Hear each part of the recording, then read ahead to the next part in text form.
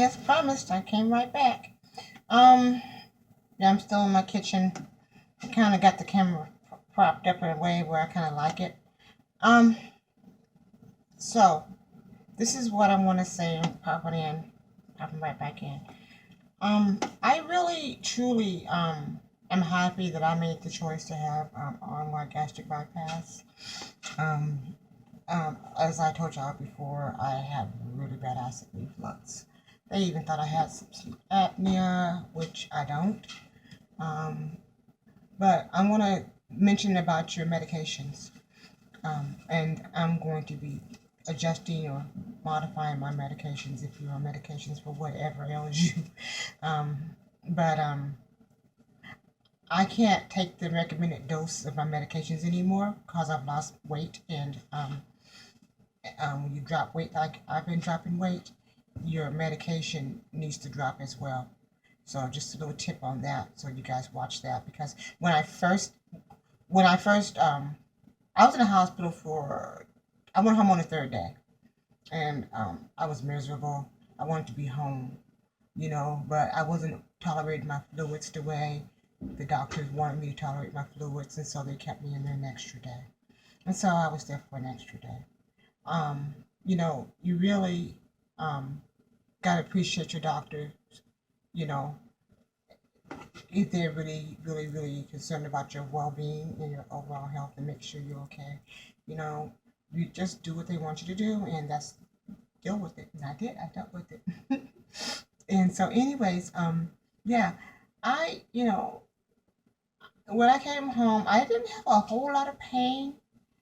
My back hurt, um, because I think of the fact that I was always trying to scooch up in the bed when I was in bed because how it is when you slide down when you land in bed for several hours back and forth because you can't really do a whole lot, no more than maybe get up and do some personal things and you know and and especially if you're by yourself.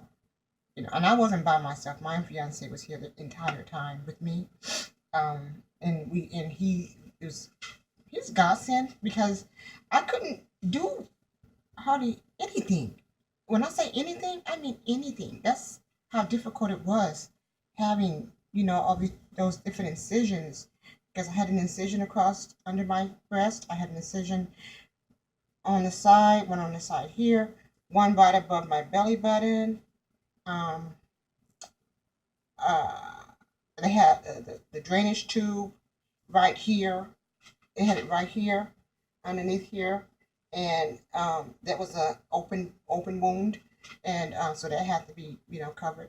And I had staples, and like it was hell. The first few weeks it was kind of hell because of the fact that you're dealing with that, and then you're also dealing with the fact that you know you can't lay on your stomach or you can't lay on your side that well because it may you have start having pains.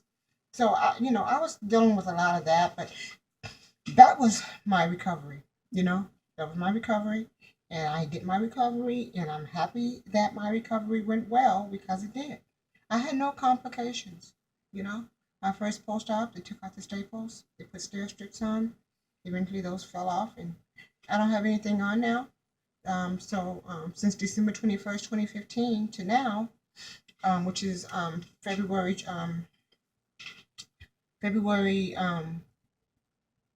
11th, February 11th. Yeah, because Valentine's Day is Sunday, 2016, February. Um, and today's Thursday. Yeah. So, anyways, I don't know why I always gotta make sure I get my dates exactly right. I know down there in the description area, whatever they put the date on, YouTube puts the date on there. I don't know why I'm so concerned about making sure I got the right date. But anyways, yeah. So, well, you know, it was hard at first. I had to learn because in the hospital I could only get 1 ounce in every maybe 20 minutes, an ounce. And the little cups they gave us, they give you little medicine cap cups. You if you plan on having it, you'll hear about it. If you have had it, you'll know what they are. And to me, I wasn't hungry at all. I didn't even know when I was hungry. And I didn't know when I was thirsty. My mouth was dry, And I said, oh, okay. Hmm, maybe I'm thirsty. I need to get, and I got dehydrated. And so when I went in for my first post-op appointment, they hydrated me. They put an IV in there and they hydrated me for like 2 hours until like my heart rate went down and they were satisfied. So, if you're considering this, as I always say, think about it. Really think about it, because once you do this, you don't want to regret it, because there's nothing to regret about doing this. I'm telling you, I'm telling you. If you BMI over 40, 50, what have you, and you really, really, truly are ready to get healthy, and you've tried so many other things and you are up in age as I am, this is about the best route that I could have taken at this point in my life. Because I didn't have a lot of discipline, and I'm not ashamed to tell you guys that. I didn't have a lot of discipline. I tried to have discipline. I tried so hard for so many years, and the weight just kept coming, and I kept binging at night, and I would binge even sometimes during the day. And I was like, this is ridiculous. You know, just get it done. Just do it. You know, everything's a risk. If I walk outside my door, I get hit by a truck going crossing the parking lot. Or crossing the street. Anything can happen. Anything can happen. You know, I'm not, I'm not so afraid to do something good for myself in order to be good to myself. And you shouldn't either. Don't let people discourage you. I didn't tell my family at first. I did this surgery. I did this surgery with them knowing, and they were there. But when I first decided, no one knew what I was truly doing. They knew I was going to the doctors and getting tests done, and says, "Oh, she's trying to take care of herself. Oh, that's wonderful. She's concerned about her health." Nobody truly knew what I was doing, but I had made my choice to do this. And when I made my choice to do this, I didn't back down.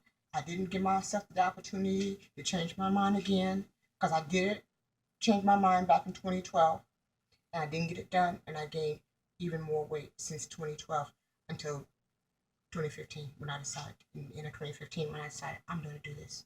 So, anyways, yeah, I I'm doing really really well now. I'm doing very well now. I'm exercising. I'm going to start going back into the pool now. Um, and that's going to be my exercise. I have arthritis in both my knees, arthritis in my back, arthritis in my hands. I have arthritis in my body, and it's hard. My joints are messed up. My joints and my knees are just messed up, cartilages. So it's very hard for me to do anything like, high impact, whatever. Low impact, low impact, low impact. Um, so anyways, I do, I use weights to try and work on this stuff right here, because this has gotten soft now. Well, it's hard soft now. So I want to try and work on that a little bit, even though I know it won't go anywhere.